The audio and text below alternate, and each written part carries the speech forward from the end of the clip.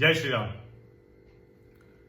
अयोध्या में भगवान राम का भव्य मंदिर बनाने की जो प्रक्रिया है वो बहुत तेजी में चल रही है और पहले ही जो राम दरबार था वो दूसरी जगह भी अस्थायी तौर पर वो रख दिया गया है।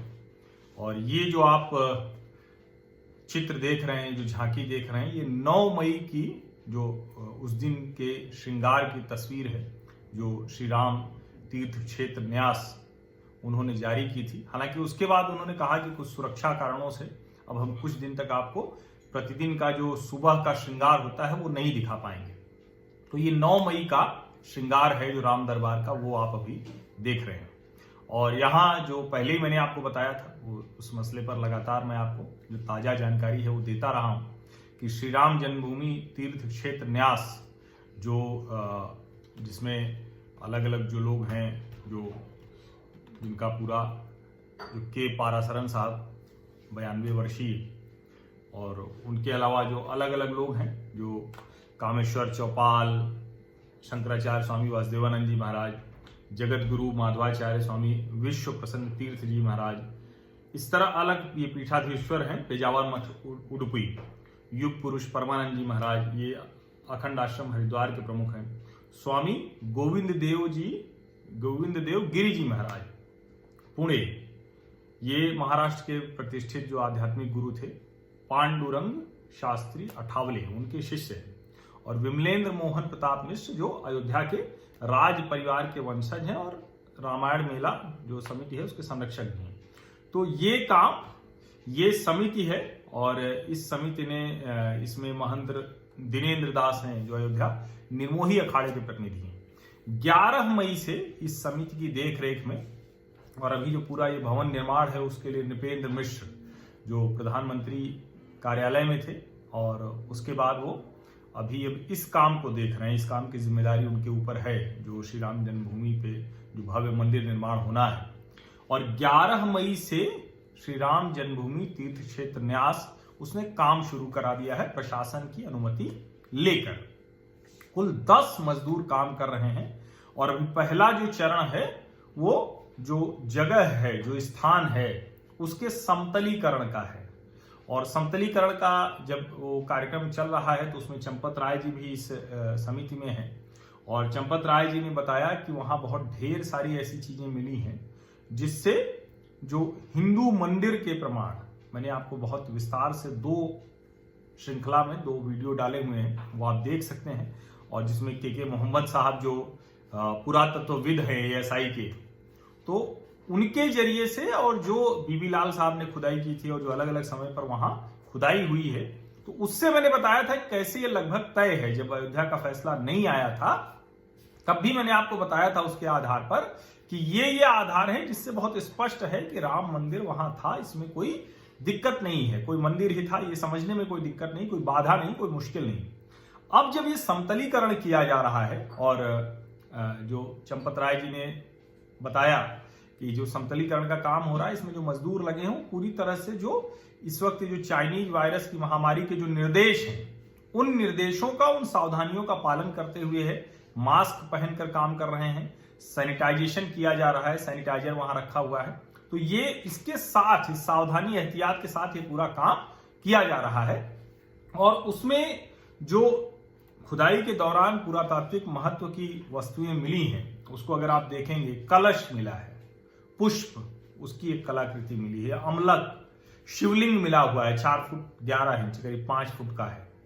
और ऐसे ही जो भी खंडित मूर्तियां हैं कुछ, और जो कहें कि अलग अलग, क्योंकि बड़ी संख्या में देवी देवताओं की खंडित मूर्तियां मिली हुई हैं, और जो अलग अलग स्तंभ है वो सब उसमें मिला हुआ है। जो शिवलिंग है उसकी परिधि 42 इंच की है।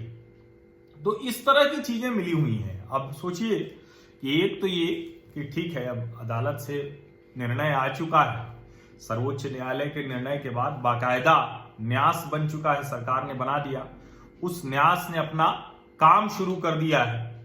जो बाबरी मस्जिद के लड़ाका लोग थे उनको अलग से जमीन भी दे दी गई। हालांकि अब ये सवाल ये बार बार उठेगा कि उनको जमीन देने की क्या इसमें जरूरत थी, क्योंकि जब प्रमाण बहुत स्पष्ट है कि ऐसा कुछ था ही नहीं, तो क्यों वो दिया जाना था। लेकिन ठीक है, चलिए उस पर अलग अलग बात होगी, और मुझे लगता है कि ठीक है अगर किसी भी तरह से लोग मान जाए।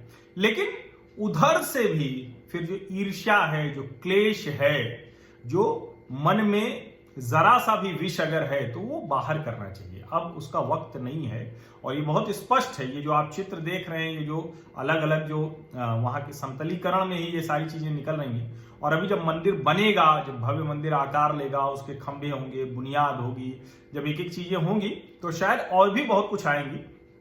और बड़ा अच्छा सुझाव अभी से आ रहा है, प्रस्ताव लोग दे रहे हैं कि ये जो सामान निकल रहा है, कोई भी छोटी से छोटी, कोई शिलालेख है, कोई स्तंभ है, कोई शिवलिंग है, कोई चित्र है, देवी देवताओं की खंडित ही सही जो मूर्तियां हैं, उन सब को एक बड़ा संग्रहालय, यानी भगवान राम का मंदिर होगा और पूरे राम दरबार का ही मंदिर होगा, और एक बड़ा संग्रहालय, क्योंकि राम पूरा जब तक राम दरबार नहीं होगा तब तक उसका जो महत्व है वो आधा अधूरा रह जाता है। और मर्यादा पुरुषोत्तम राम इसीलिए है कि पूरा राम दरबार है।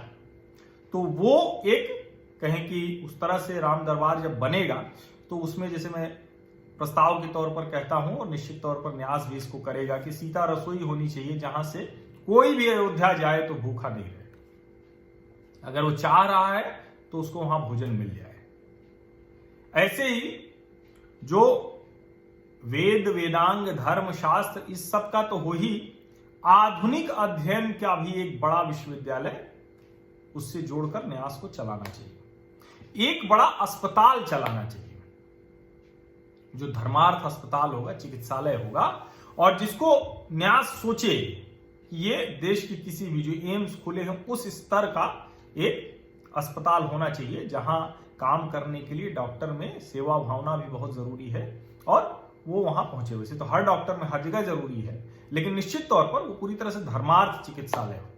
और एक संग्रहालय भी होना चाहिए, जहां अयोध्या के पूरे इतिहास का पूरा जो संघर्ष रहा है, क्या क्या कब कब हुआ, प्रमाण कौन कौन से मिले, और अब जो ये समतलीकरण में अलग अलग चीजें मिल रही हैं, जो बहुत स्पष्ट हैं कि हिंदू धर्म के प्रतीक हैं, उनके जो चिन्ह मिल रहे हैं, उनका एक संग्रहालय रखा जाना चाहिए।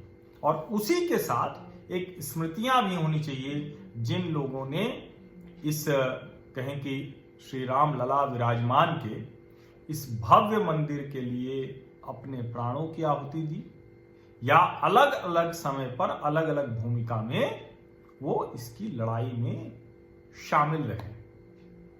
इस भव्य राम मंदिर के आकार लेने की प्रक्रिया को उन्होंने आगे बढ़ाया। ये काम करना चाहिए, और मुझे लगा कि क्योंकि ये बहुत महत्वपूर्ण जानकारी थी, तो आप सब से साझा करना मुझे बहुत आवश्यक लगा। और मैंने आपसे कहा था कि मैं पहले जब अयोध्या गया हूं, तो मैं जाता भी था तो राम जन्मभूमि के दर्शन करने नहीं जाता था। अब राम जन्मभूमि वैसे तो सब जगह है, लेकिन उस विवादित क्षेत्र में नहीं जाता था, जहां जेल की तरह, जेल के सीखचों की तरह वो आपको जाना पड़ता है।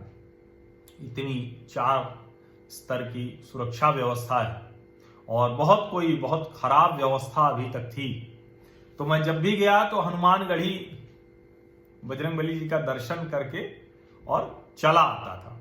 इस बार जब मैं गया था, अभी अवध मिथिला सम्मेलन में राम मनोहर लोहिया विश्वविद्यालय और इंडिया थिंक काउंसिल ने कराया था, तो तब जब मैं गया था तो मैंने दर्शन किया, और सचमुच पीड़ा होती है, हृदय विदारक था।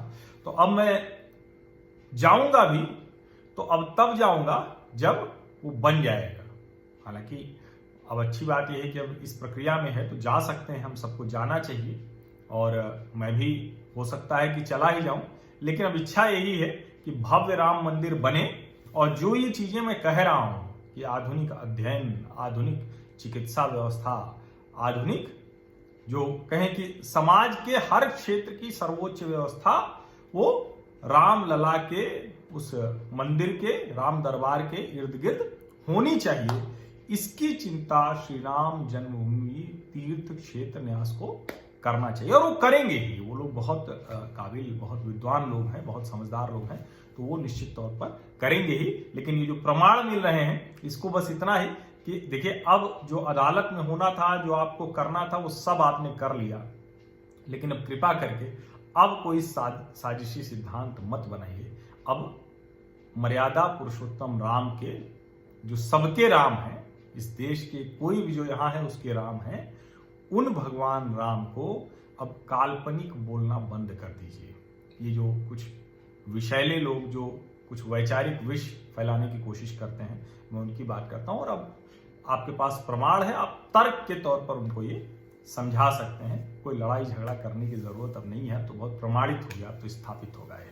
और अच्छा है कि जल्दी से जल्दी ये थोड़ा काम अभी धीमा हो गया है, क्योंकि निश्चित तौर पर ये वायरस की वजह से सब कुछ धीमा हो गया है। लेकिन धीरे धीरे करके हम सारी स्थितियां भी ठीक होंगी, और तब तक शायद जो उस प्रक्रिया में है उसमें भी तेजी आ जाएगी। बहुत बहुत धन्यवाद।